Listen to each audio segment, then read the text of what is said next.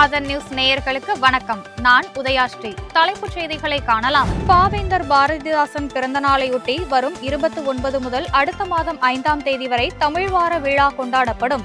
தமிழ் மொழியை அடுத்த தலைமுறைக்கு எடுத்துச் செல்வோம் என சட்டப்பேரவையில் முதலமைச்சர் ஸ்டாலின் அறிவிப்பு.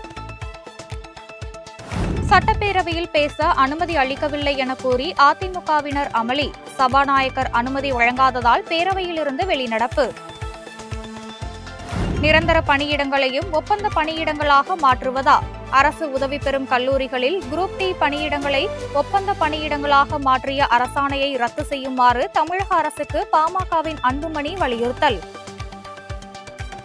பழைய ஓய்வூதிய திட்டத்தை மீண்டும் அமல்படுத்த வேண்டும் என்ற கோரிக்கை மீது உரிய நேரத்தில் முடிவு எடுக்கப்படும். சட்டப்பேரவையில் அமைச்சர் தங்கம் தென்னரசு தகவல். சாதி சான்றிதழ்களில் சாதியின் பெயர்களில் எழுத்துப் பிழைகள் கூடாது. தமிழ், ஆங்கிலம் இரண்டிலும் ஒரே மாதிரி இருப்பதை தமிழக அரசு உறுதி செய்ய வேண்டும் என உயர்நீதிமன்றம் உத்தரவு. திருவண்ணாமலையில் அடுத்த மாதம் நடைபெறும் சித்ரா பௌர்ணமி கிரிவலம். அடிப்படை வசதிகள் உட்பட கிரிவல பாதையில் கூடுதல் ஏற்பாடுகள். VIP தரிசனம் ரத்து. சென்னை கடற்கரை செங்கல்பட்டு இடையே AC மின்சார ரயில் கட்டணத்தை குறைக்க பயணிகள் கோரிக்கை. பயண தூரத்தை கொண்டு கட்டணம் நிர்ணயிக்கப்பட்டதால் குறைக்க வாய்ப்பில்லை என தெற்கு ரயில்வே அறிவிப்பு. அரசு மருத்துவமனைகளில் தொகுப்பூதிய செவிலியர்களுக்கு நிரந்தர செவிலியர்களுக்கும் இணையாக ஊதியம் வழங்க வேண்டும்.